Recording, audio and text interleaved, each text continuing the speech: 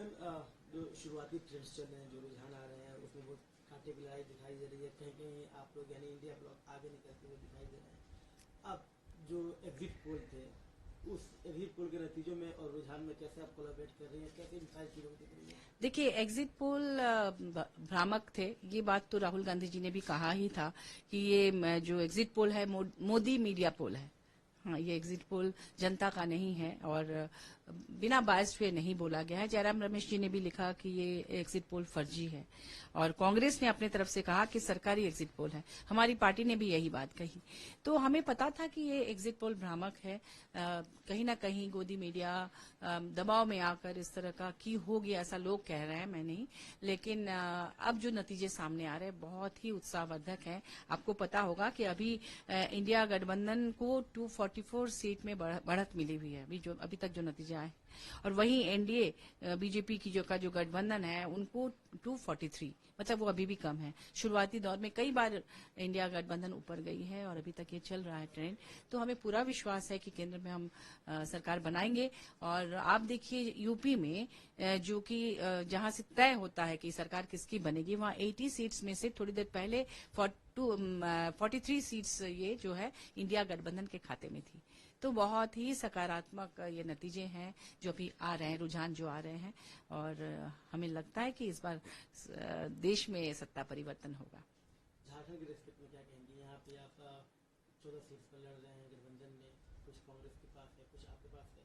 JMM के जो ज्यादा जो कैंडिडेट हैं वो ट्राइबल सीट्स पर हैं, जो रिजर्व सीट है। स्ट्रांग होल्ड है जेएमएम का, जल जंगल जमीन का नारा भी है और इस मुद्दों पर चुनाव भी लड़ा जाता है। तो झारखंड में पूरा ओवरऑल परिदृश्य का मिलता दिखाई दे रहा है। देखिए, झारखंड में जिस तरह से यहाँ पर ईडी सीबीआई का जो एक डर दिखा के लोकप्रिय नेताओं को, खासतौर पर माननीय हेमंत जी को जिस तरह से जनता से दूर करने की कोशिश की गई चुनाव के पहले, और ये सिर्फ झारखंड का ही नहीं था। आप देख रहे होंगे कि दिल्ली में हुआ, ऐसा महाराष्ट्र में हुआ, हर जगह हो रहा था।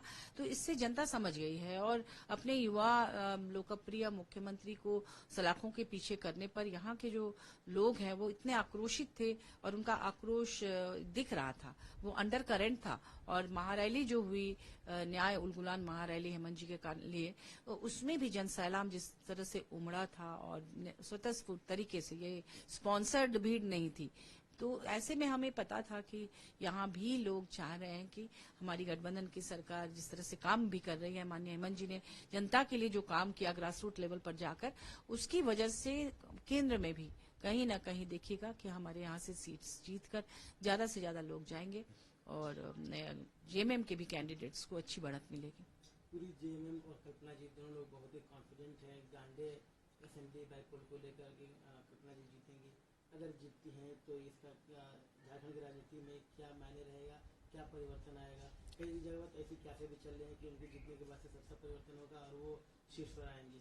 देखिए, उन्होंने जिस तरह से इतने कम समय में जिस तरह से वो खड़ी हुई माननीय हेमंत जी की कमी को पूरा कर रही थी और हर जगह स्टार प्रचारक के रूप में इंडिया गठबंधन के प्रत्याशियों के लिए उन्होंने जो मंच संभाला और खुद भी तो जीत ही रही हैं वो गांडिया से, तो ये एक अच्छा संकेत है। हमारी पार्टी को एक नई नेत्री मिली है तो पार्टी और मजबूत होगी और आगे बढ़ेगी। और राष्ट्रीय स्तर पर भी जिस तरह से वो अपनी भूमिका निभा रही है इंडिया गठबंधन के बड़े लीडर्स के साथ, वो भी हमारी पार्टी के लिए बहुत अच्छा है, एक स्ट्रांग पक्ष है। क्योंकि माननीय हेमंत जी सामने आकर काम नहीं कर पा रहे हैं, वो पार्टी के कार्यकारी अध्यक्ष हैं, उनकी उपस्थिति तो हमेशा ही रहेगी, पहले आगे भी रहेगी। लेकिन जो षड्यंत्र कर रही है केंद्र सरकार, उससे निपटने के लिए किसी न किसी को तो आगे आना था और बहुत अच्छी तरह से कल्पना जी इन चीजों को संभाल रही है, इसलिए उनका जीतना पार्टी के लिए बहुत अच्छा है जी। और एक बात मैं कहना चाहूंगी कि ये जो एग्जिट पोल की बात कर रहे थे लोग और लोगों को कहीं ना कहीं मनोबल तोड़ने की कोशिश हो रही थी उसके माध्यम से, तो मैं ये कह दूं कि 2004 में भी शाइनिंग इंडिया के समय में जिस तरह से अटल बिहारी वाजपेयी जी को कहा जा रहा था, जो आंकड़े दिखाए जा रहे थे वो बिल्कुल गलत साबित हुए थे। यहाँ तक कि वो तो होर्डिंग में भी तस्वीरें उनकी लग गई थी, लेकिन वो हार गए। तो इसलिए एग्जिट पोल हमेशा सच ही कहता है ऐसा नहीं है, कई बार इस तरह से भ्रामक तथ्य भी सामने आते हैं। और इसको लेकर राहुल गांधी जी ने और तमाम लोगों ने कहा ही था कि ये मोदी एग्जिट पोल है, ये सरकारी एग्जिट पोल है, ये फर्जी एग्जिट पोल है, ये कांग्रेस की तरफ से भी कहा गया और दूसरी पार्टियों की तरफ से भी। यानी आपका पक्ष सब ये 2000